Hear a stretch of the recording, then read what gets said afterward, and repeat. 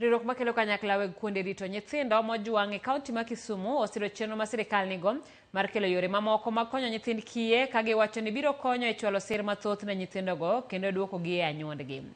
Bende gikwayo sirkal mar kawo pachgi motelo ne loro kuonde rito nyithindo mag ji giwegi mana nyithindo ma gisebedogo ka girito ok obedo e midhiero.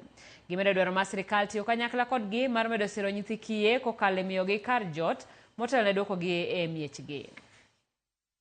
We support the care reforms. Why? Because we've worked with these children.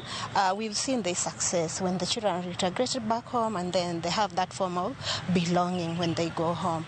But again, we need to understand deeply on which action are they taking, which plan do they have to ensure that at the end of the day, everything is running smoothly. Iyudo ni moko gin mag loso pesa. Moko nitie mag konyo ji. Koro nyithindo ber kanie mier nikech iyudo ni nyithindo gi are disinherited. Sama nyathi okaw mokaw okete children's home for a long time. Iyudo ni koro kata kochopo higni 18 odok e gweng'gi oyudo ka onge gima nie gweng'gi. Lo mane min gi wuon oweyo osemaye. Ka giyudo ng'ama tiyo tich maber to mondo gimed mondo oti tich maber moloyo. To joma giyudo ka tiyo tich marach bende gidwa weyo with nikech mago to koro jokuoge.